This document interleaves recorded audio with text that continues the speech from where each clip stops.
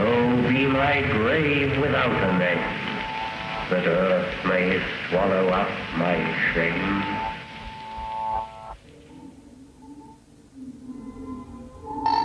Aleister Crowley, the man who called himself the Beast 666, black magician, drug fiend, sex addict, and traitor to the British people.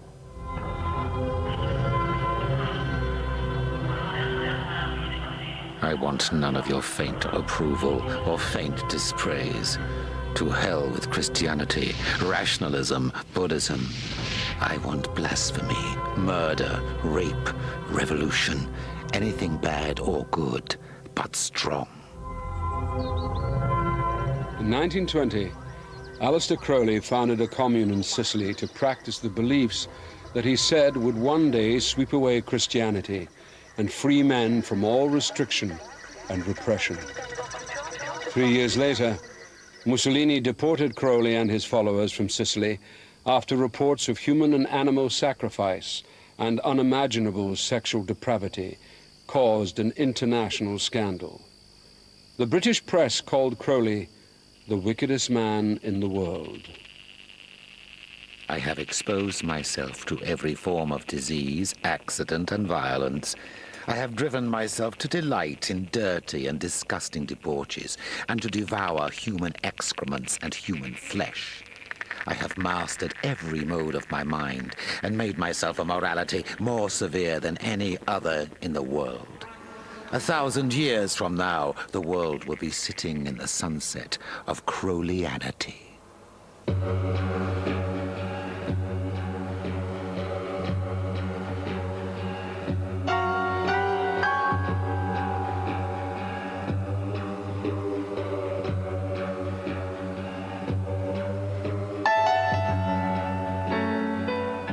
The thing about Crowley was doing everything to absolute excess, pushing yourself to the absolute limit so you know at least where your limits are. So if you're going to do something that's depraved, you do something which is extremely depraved that even you feel disgusted at, and then try to learn to enjoy it.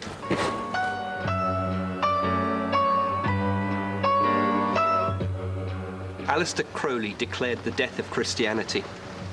He was to be the new Messiah that would replace the pallid dead Christ. I believe he was the real thing. He had given himself under demonic control. He was evil. Very clever. A genius, for God's sake. A raving genius, you know. In a world of little tiny people, this crowd is saying, my God, why are you so unhappy? You want to make love? Well, make love, for Christ's sake. You want to take drugs? You want to expand your consciousness? Please do it.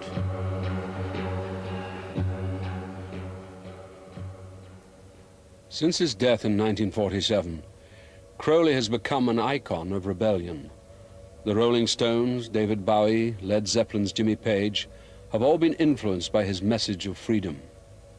He continues to be a key figure in the occult and is a focus for those engaged in the battle between good and evil. This was a battle that was to play a crucial part in Crowley's childhood. Aleister Crowley was born in 1875 into a wealthy brewing family. It was the height of the Victorian era, and his devoutly religious parents constantly warned him about the dangers of temptation and the terrible consequences of sin. His family were members of the Plymouth Brethren sect. Now, the Plymouth Brethren were radical Protestants. You might even say pathologically anti-pleasure. They believed in the literal truth of the Bible. This included in particular the book of Revelations, which is a constant echo throughout Crowley's imagination, his theology, if you want to call it that.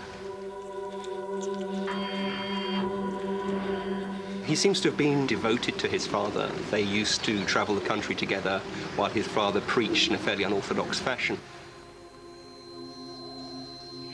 Aleister was inspired by his father's evangelizing, and his earliest ambition was to follow him and become a crusader for Christ.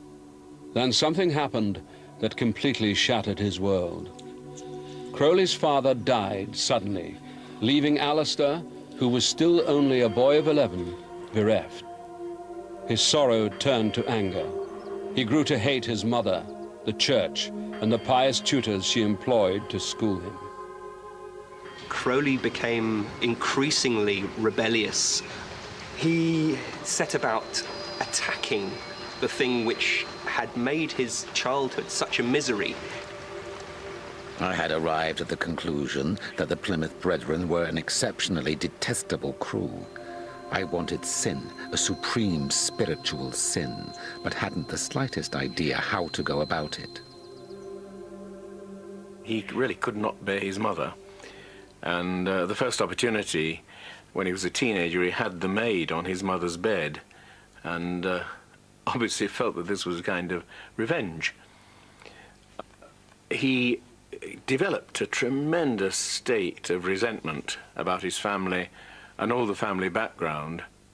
And so, from the beginning, you see, Crowley sort of had a pretty good kind of background in revolt.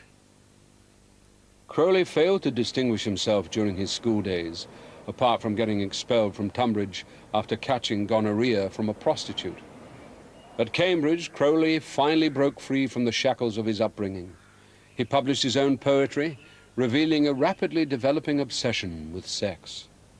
When Celia comes, 'tis earthquake's hour. The bed vibrates like kettle drums. It is a grand display of power when Celia comes. When Celia farts, my hasty nose sniffs up the fragrance of her parts. Shamed are the violets and the rose when Celia farts. Crowley's poetry was so pornographic that he would have been prosecuted for obscenity had he not taken the precaution of publishing it abroad under a false name. Crowley had the natural appetite for sex you might expect from someone in their adolescence. There was something different about Crowley, though, I think. There was almost, he was developing a compulsion.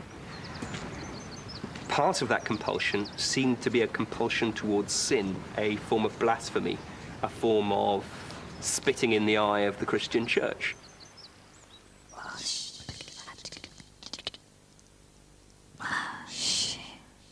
It was at Cambridge that Crowley first became fascinated with magic and the occult.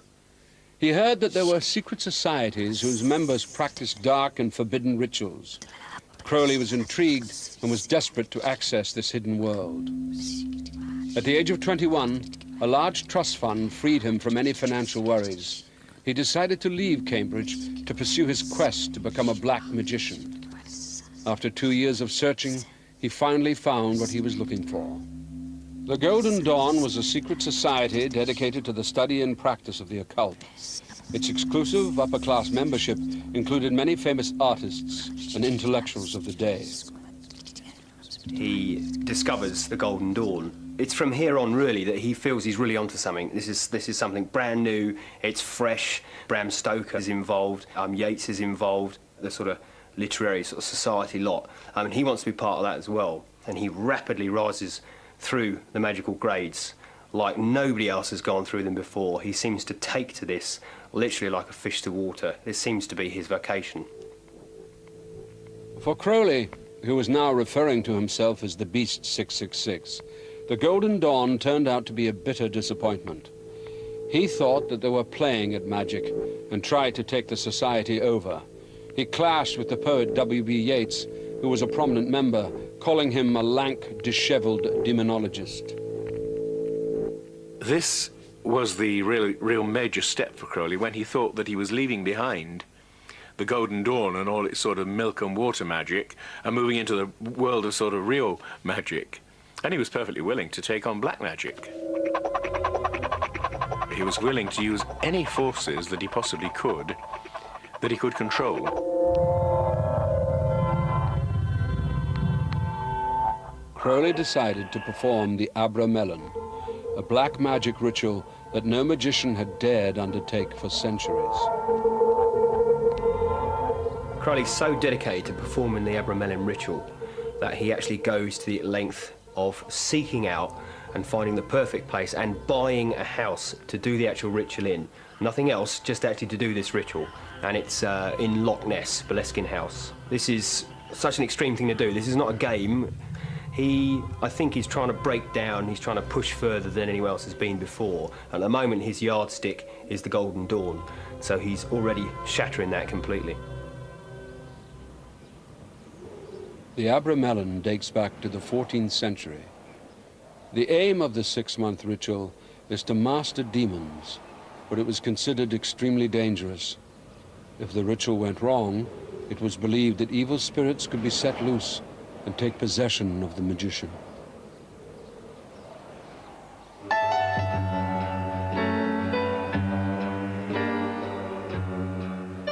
The Abramelin ceremony has an introduction which states that nobody should perform this ceremony. Red rag to a bull with Aleister. Crowley, at a time when he did it, had a lot of determination to delve as deeply as he could into the occult.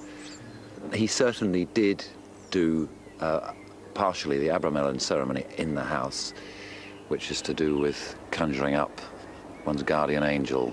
But in order to do that, you've got to release a lot of other spirits of one sort or another.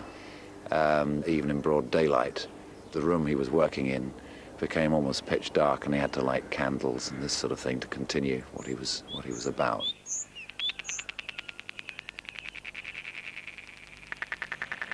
Deep-mouthed from their thrones, deep-seated, the choirs of the eons declare the last of the demons. The kingdom is thine to inherit. What I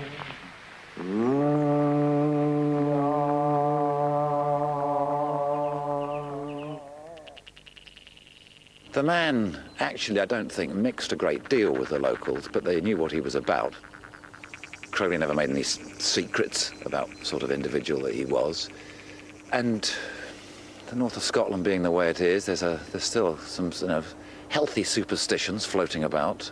And yeah, I mean, there were some people who wouldn't even walk past this place. I have a healthy respect for what the occult can do and how it can really muck up your life.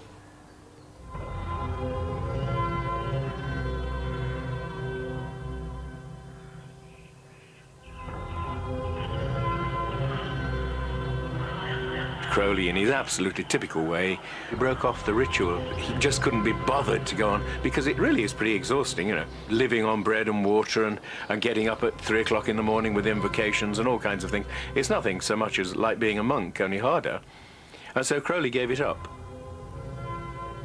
If you do that kind of thing, you get possessed, in a certain sense. Things get inside you and use you for their purposes.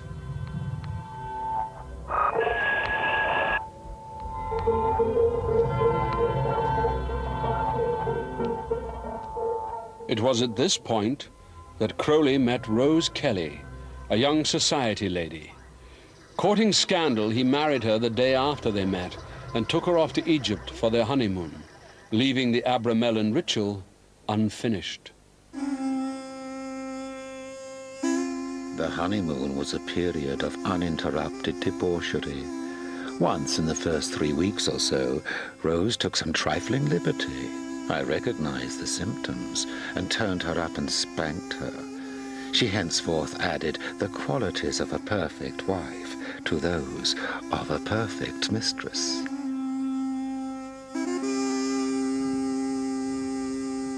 When I was in my late teens, Crowley's like an inspiration. He was somebody who was living a life that you wanted to live like. You wanted to be able to do what you wanted, you know, break down the taboos, break down the barriers. And there was somebody that had already done it, so they sort of become your own sort of personal guru.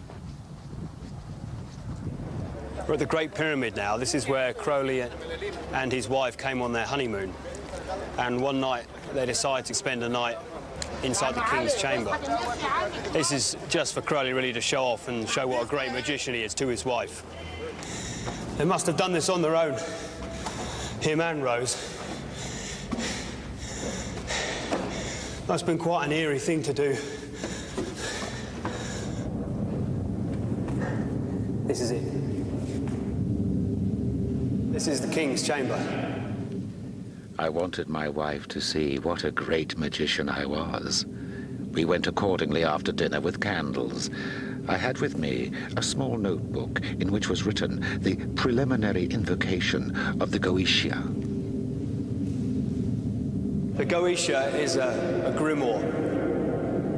It's probably the closest thing to a black magic book.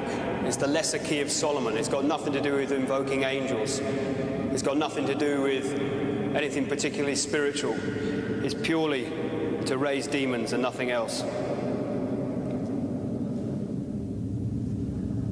I invoke thee, the bornless one, thee that hast created the earth and the heavens, thee that hast create the light and the day.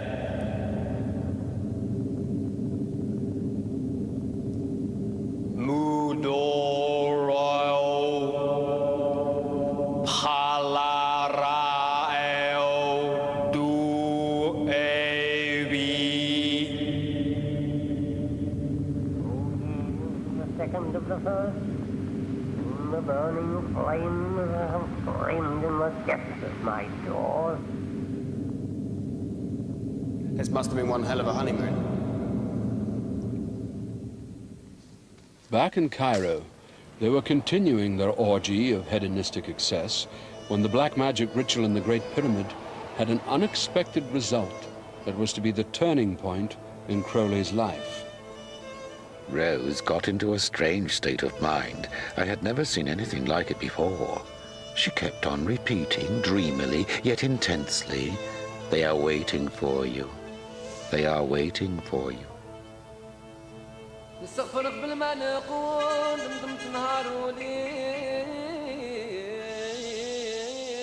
When Crowley asked Rose who was waiting, she kept repeating that it was Horus, an Egyptian god. Crowley was puzzled and irritated by his wife's bizarre behavior. She knew nothing of magic and even less of Egyptology. Surely she, of all people, was not receiving a message from the gods. Crowley decided to take Rose down to the Egyptian Museum to test what she was saying. Rose had never visited the museum before. To Crowley's amazement, she rushed through rooms full of ancient artifacts until suddenly she stopped dead. There he is. It was an image of the same god she claimed to have seen in her vision. Crowley was stunned. What could this mean? Rose told him that they had to go back to their hotel room and wait to find out. There seems to be that instance back in the museum in Cairo when he went to look at this exhibit, which was Exhibit 666, and after that getting in touch with somebody that said they were the god Horus. I think at that point something happened within his life. He opened himself up to a power that never ever left him, which he developed. And I believe he was the real thing. I believe that people that came into contact with him came into contact with that which was supernaturally evil. He had given himself under that demonic control, and that demonic control could now affect him and could work through him. I shall find you, I shall have you, I am coming back to you. Crowley was about to receive a revelation that would make him the prophet of a new religion, giving him a charter to pursue a life dedicated to sex and magic, no matter what the consequences.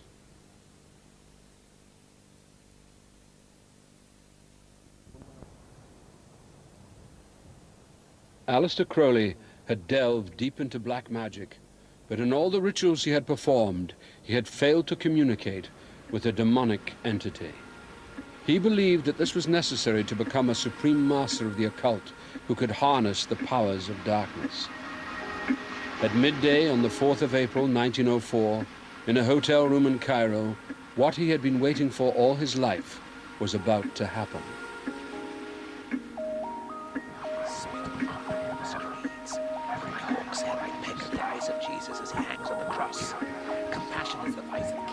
Crowley heard an unearthly voice from over his left shoulder. For 1 hour, at precisely the same time over the next 3 days, Crowley said that the voice dictated to him the Book of the Law, the work that would become the Bible of his new religion. The Book of the Law, it just really is ripping up everything. It's ripping up the Bible, it's ripping up the Quran, you know, it's ripping up all the holy books and saying, we're starting fresh now. This is the word of the new eon. We're going to peck out the eyes of Christ on the cross. It's very, very blasphemous. It's all about liberation. It's all about having no restrictions at all. You follow your path, you follow your goal in life, and you do that above all else. The Book of the Law is the Bible of the religion Crowley was endeavouring to found. A book of inspired writings, whereby Crowley portrays himself as a medium for some higher force. Inevitably, with an egomaniac like Crowley, he finds himself cast in the central role. The Book of the Law states, "Do what thou wilt shall be the whole of the law." In other words, people have the right to determine exactly how to live their lives, regardless of moral and religious boundaries. Crowley saw himself as the prophet of this new creed, and a year later showed just how far he was prepared to take it when he set off to conquer one of the world's highest mountains. Crowley had started climbing as a teenager, scaling the perilous chalk cliffs of Beachy Head. In 1905, a year after the Great Revelation in Cairo, Crowley led the first attempt on the world's third highest mountain, Kanchenjunga. But the belief in the absolute supremacy of his will was to have terrible consequences. Crowley was, in point of fact, a very good climber. He could have become known as one of the great climbers. But in this major expedition, the Kanchenjunga expedition, he deserted the rest of the party because they'd had some kind of a quarrel, and the quarrel was largely due to the fact that they didn't like the way that he tried to boss everybody around. And of course, Crowley simply went off saying, you know, "All right, you bastards, if you don't want me, then, you know, that's too bad." The rest of the party was descending the mountain face when an avalanche struck. Crowley was alleged to have ignored the cries of the stricken men, preferring to stay in his tent, drinking tea. 4 people were killed in the tragedy. Crowley more or less saw what had happened and just let them die. Now, that's sort of really unpleasant, because he knew perfectly well, you know, that as a climber, it was his job to help them. And of course, that finished him as far as the climbing world was concerned. From then on, he was untouchable. Unmoved by the tragedy, Crowley set off on a trek across China with his wife Rose and their baby girl. Reaching Vietnam, he abandoned his wife and took up with a mistress back in Shanghai. Rose was unable to cope on her own, and the child died of typhoid. Crowley then deserted Rose for good, blaming her for the death. In despair, she went mad. Back in England, Crowley found his first disciple, Victor Neuberg, a young Cambridge poet. In the case of Neuberg, there was definitely a peculiar kind of homosexual relation, and I'm not just now talking about the ordinary physical thing. Neuberg was in love with him. That's what I mean. He got mixed up with Crowley. Crowley saw there a far weaker character, plunged on Neuberg, and of course dragged him into this whole business of black magic.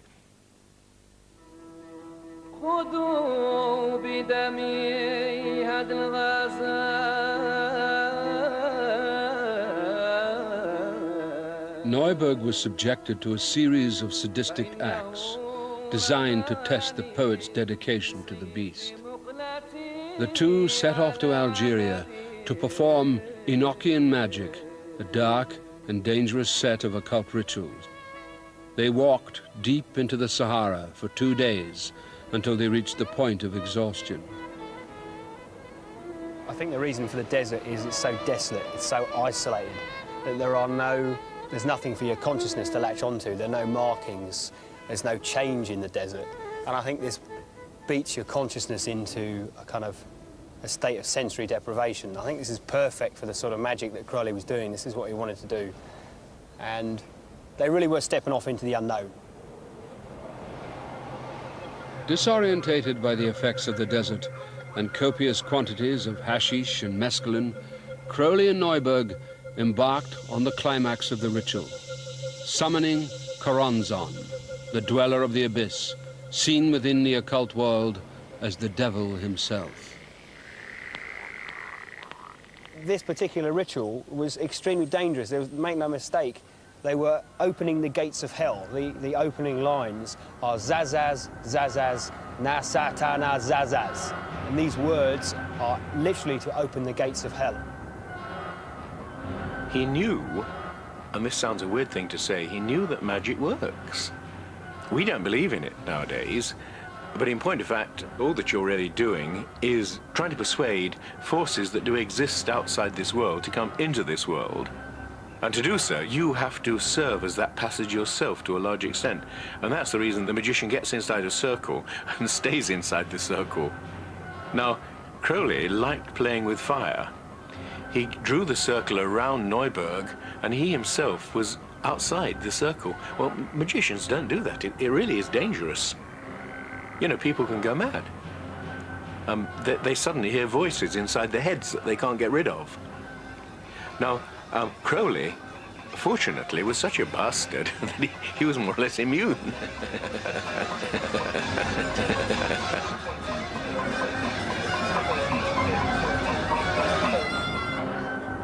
Crowley gets seized with a passion to perform a sexual act, and Crowley is the passive partner in the sex act. And at the point of orgasm, Crowley has like a mystic revelation. He sees a blinding white light. He seems to commune with the secret chiefs, and he suddenly realizes that sex can be a sacrament, can be in praise of the gods. It's like a shortcut. It's a short circuit to go straight in to achieve whatever you want to achieve magically. The effect of the rituals left Neuburg a shattered man. He never fully recovered from the experience. But for Crowley, this was the final piece in the jigsaw. He had now united his belief in the power of sex and magic into one occult vision. Crowley headed off to New York and threw himself into what he now called sex magic. He kept a detailed record of his exploits. I had a Dutch prostitute, a muscular wolf type with a fine, fat, juicy yoni. She inspired in me a magnificent effort. After the First World War broke out, Crowley offered himself to the British war effort as a spy. Rejected by the intelligence services, he decided that instead he would support the Germans. Crowley began issuing propaganda on behalf of the Germans for German-owned American newspapers. Crowley's defense being that he was deliberately writing such absurd nonsense that it made the German cause look ridiculous to the American people. The best example of this is probably an open letter that Crowley published addressed to Zeppelin. A giant Zeppelin leaves its base for a night raid. See how defenseless this city will lie beneath the gaze of a hawk. The Germans have decided to make the damage as widespread as possible. A great deal of damage was done in Croydon, where my aunt lives. Unfortunately, her house was not hit. Count Zeppelin is respectfully requested to try again. The exact address is Eaton Lodge, Outram Road. Denounced by the British press as a traitor, Crowley decided that it was time to fulfill his role as a prophet of the religion that he now called Thelema.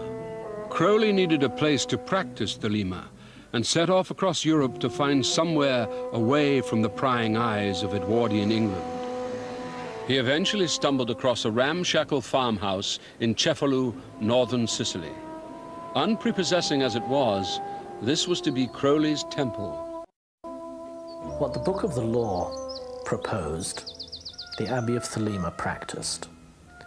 Crowley must have had in his mind the hope that this was the beginning of his new religion. Crowley set up the abbey in 1920 with his latest mistress, Leah Herzig, their newborn baby, and a motley band of followers from around the world. Crowley met Leah in New York when she was only 19. She was totally dedicated to him and was prepared to do anything he asked of her. I dedicate myself wholly to the great work. I will work for wickedness. I will kill my heart. I will be shameless before all men. I will freely prostitute my body to all creatures. It's amazing to think that, you know, in the 1920s, 80 years ago, Crowley came here with his disciples to sort of found his spiritual college and really just to live a completely different way of life, his own unique way of life. They were going to break through all the constraints that were sort of tying them up in England. Amazing to think that this was here. He had his children here and several disciples and several of his mistresses, and they all lived under the one roof. The whole point of living here was to completely clear yourself and discover your true will, and Crowley was the man who could help you do that. The disciples performed sex magic rituals under the influence of hashish, opium, and cocaine. They even had a dog called Satan. As far as Crowley was concerned, it was an experiment in a different kind of living. There were piles of drugs on the table. The children ran around naked and were allowed to sort of come into the room while adults were having sex. Crowley believed that if you gave man absolute freedom to do exactly what he wanted, this could do nothing but good. It was evidently not the most pleasant place to stay. The members were prone to disease, discomforts of various kinds, most of which could only be alleviated by faith in Crowley himself and the ready supply of drugs, which Crowley made sure were readily available. Amongst all of this, you have to imagine that there was also a family atmosphere, albeit a very dysfunctional one. Think Charles Manson rather than the Waltons, I think. When Crowley first arrived here with his followers and set up base camp, they absolutely rocked Cheffelu's kind of the whole village, because they'd never seen someone behave in this way before. They'd never even seen it. He was kind of like a free man. And locally now, this actual house of Aleister Crowley is supposed to be cursed. And I was advised when I first came here not to go up to the house, that it would be a very, very bad thing to do. So people are genuinely sort of frightened of the actual building.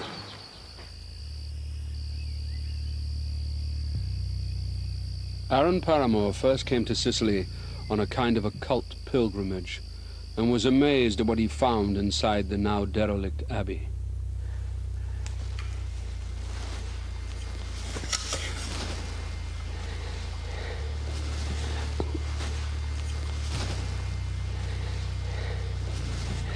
Going to take a walk through.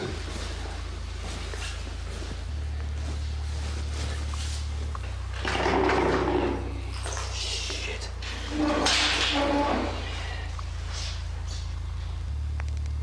Fucking hell.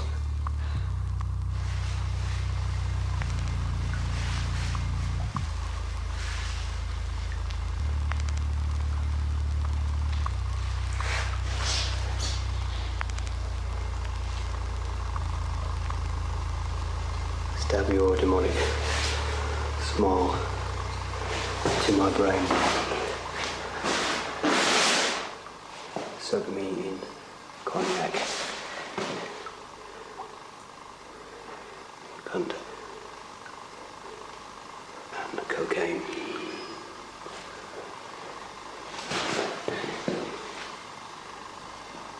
Yes. Somebody with a very long tongue. He seems to say, fuck Leah. This is the place that Crowley called the Nightmare Room. Disciples were given drugs and made to sit and look at Crowley's pornographic paintings on the walls. The idea was that by doing this, they would lose all their fear and repression. It's a grinning demon. It's a rather well-endowed demon. As people at the Abbey continued to lose their inhibitions, the sex magic rituals Crowley asked them to perform became more and more extreme. Probably the most controversial and lurid episode in the whole Cheffelu period is the attempted copulation between one of his Scarlet Women, Leah Herzig, and a goat. Now, supposedly, at the time of orgasm, the goat was to mount Leah Herzig, and at the time of orgasm, it was to have its throat cut. You can wonder whether what he was trying to do was, A, to test the dedication of his disciples, to see how far he could push them. Perhaps he also thought it would be a good show. I mean, Crowley was dedicated to novelty, And I dare say that will be a novelty to most people. The goat, the symbol, of course, of Satan. Normal man and woman is repulsed by this sort of thing, and we wonder what actually can bring human beings to this. And I think what had happened was that in the Abbey, they had sated or satisfied so many of their appetites that all the time they were going just that bit further until eventually they were copulating with animals. And I suppose when you get to that stage, it is symbolic of the depth of evil. Things started to go wrong at the Abbey. Crowley struggled with his growing drug addiction. Leah had a nervous breakdown, but what Crowley called the great work had to go on. People who use the word I are encouraged to cut themselves in order to remind themselves that they don't have an identity. Crowley was there destroying people's egos. That was part of the experiment. He was liberating them from their conventional upbringings. Raoul Loveday was an Oxford graduate who broke away from his middle-class background and came to Sicily with his wife. He wrote to his parents that he was happier at the Abbey than he had ever been. But Loveday fell ill and died after allegedly drinking the blood of a cat sacrificed in a ritual. His wife left Sicily and went straight to the British press. Crowley's little squalid piece of heaven collapsed due to one of the earliest tabloid attacks, which, rather than attacking Crowley's Abbey as being the kind of mind control camp it was, which probably wouldn't have made sense to people at this time, it portrayed this kind of dark, devil-worshipping, orgy-ridden den of human sacrifice, which it wasn't. Eventually, of course, it was Mussolini who kicked his little crew out. For many of the people at the Abbey, what they did there blighted the rest of their lives. Deserted by Crowley, Leah Herzig sank into prostitution. Other disciples went mad. One committed suicide. The dream was over. Crowley was now public enemy number one, the wickedest man in the world.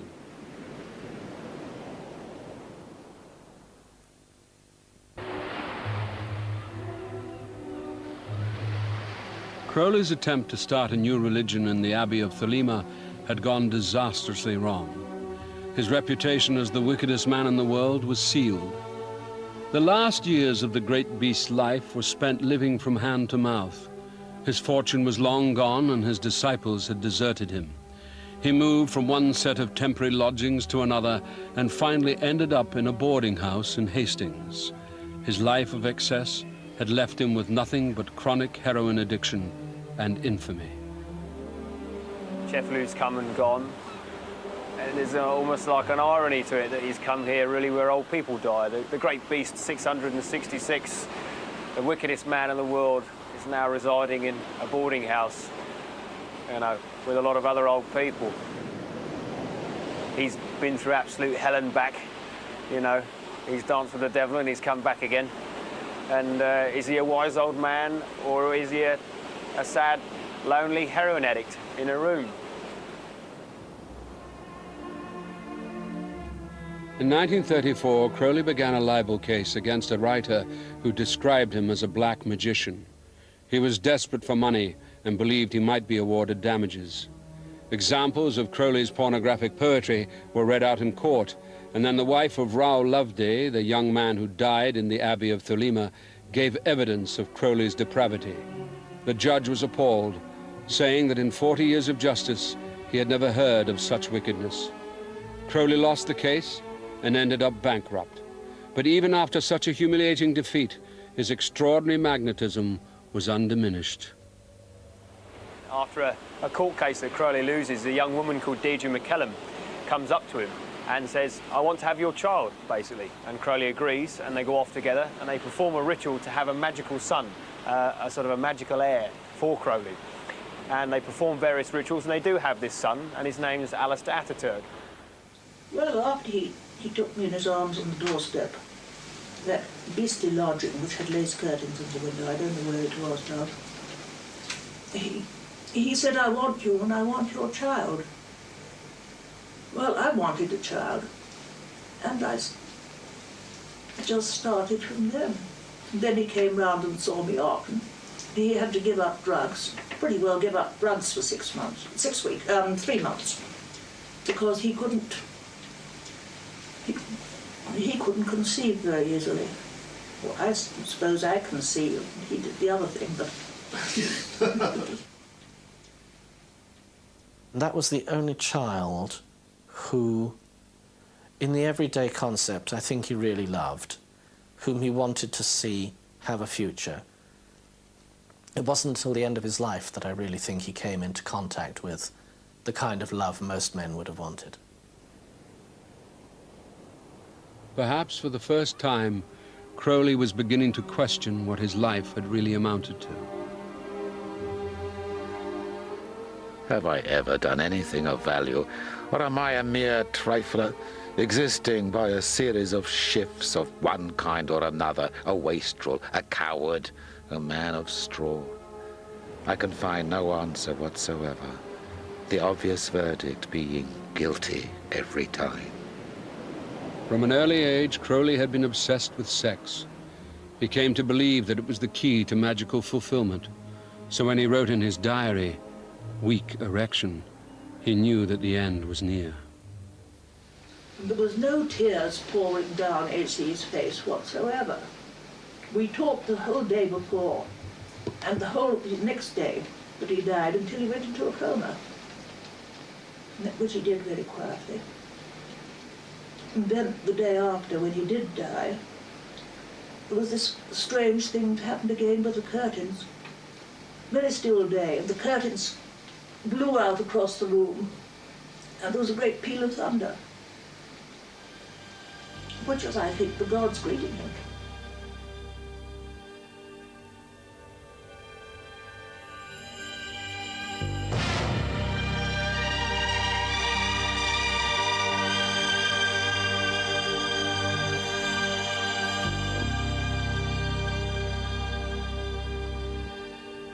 Rotten as I am in 1,000 ways, I have been chosen by the gods to bring to earth the basic word in which mankind will work for the next 2,000 years or so. I assure you, the world is ready for this move. The great beast died in 1947, and for a decade it seemed all his ideas had died with him. But then his do-what-thou-wilt philosophy found a new home with a generation that was experimenting with free love, drugs, and alternative beliefs. Crowley had pushed the same boundaries 40 years earlier. He was now a 60s icon. John Lennon acknowledged him as a personal hero by putting him on the front cover of the Beatles' Sgt. Pepper album. Drugs guru Timothy Leary went tripping in Crowley's footsteps. It's a great trip. And the Rolling Stones were drawn to him by the underground filmmaker Kenneth Anger. The Stones found Kenneth Anger, who in turn introduced them to the world of Aleister Crowley, which at least for a time seemed, heaven sent's probably the wrong word, but certainly seemed to suit the direction they were heading, which was unquestionably infernal. The Stones' flirtation with the dark side was brief, but since the 60s, the occult has seen an explosion in popularity. There are now thousands of occult websites on the internet, with many dedicated to the great beast.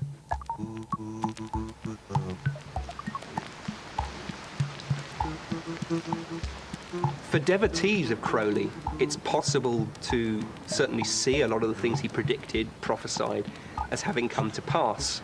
Certainly Christianity's grip over what we can and can't say, what we can and can't think, what we can and can't do, is diminishing. Today, Crowley's followers believe that he was a true prophet because he foresaw a society that has now embraced ideas of sexual and spiritual freedom. Others are not so sure. I think today modern occultism sees a very watered-down version of Crowley. They gloss over some of the atrocious things that he did, and they just want to see him as a benign a humanist, somebody who said, let's be free, let's go with the flow. And it is to deny an awful lot of evilness that happened in his practices. We should be open and honest about Aleister Crowley. Crowley may have done some extreme things in his life, but was he truly evil? Does he really deserve his reputation as the wickedest man in the world? Crowley never called himself the wickedest man in the world. From a fairly early age, Crowley wanted to see himself as the great beast 666, simply because he wanted to see himself as somebody who'd broken free absolutely completely from Plymouth Brethren and from his mother. Crowley was a victim of his own idea of Christianity.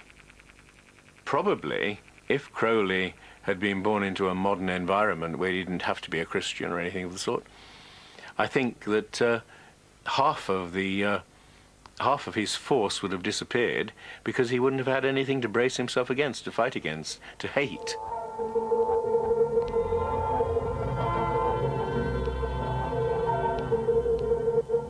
Aleister Crowley's life was spent affirming his freedom.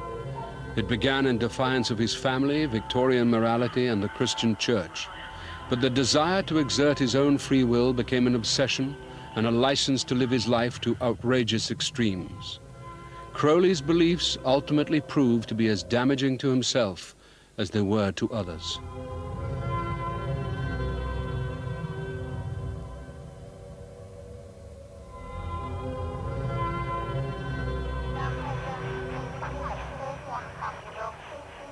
He didn't seem to understand that a philosophy of do exactly what you want doesn't really work for 99% of people. If you took away all laws, all restraints, and all the rest of it, his society would suddenly turn into a pretty horrible mess. Crowley's attempts to establish a new religion left him bankrupt, friendless, and physically wrecked. But he has left an extraordinary legacy of a life pushed to the absolute limit. Crowley ultimately is as magnetic and exciting as he is repellent. There are aspects of his character which are very difficult to admire or even tolerate. He was childish, he was unpleasant to many of the people who most admired him.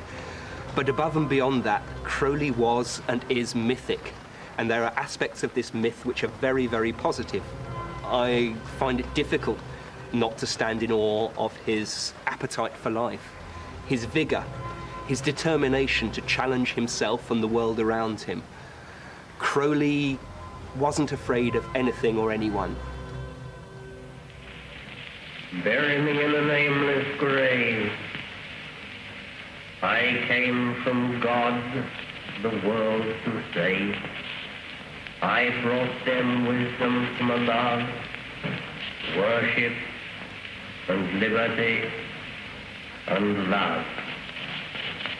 They slew me, so be my grave without a name, that earth may swallow up my shame.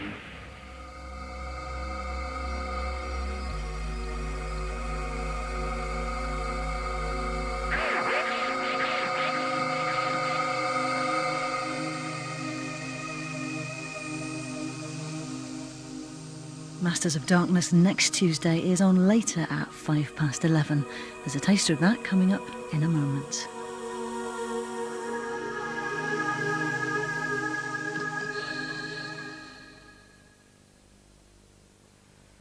Here's the web.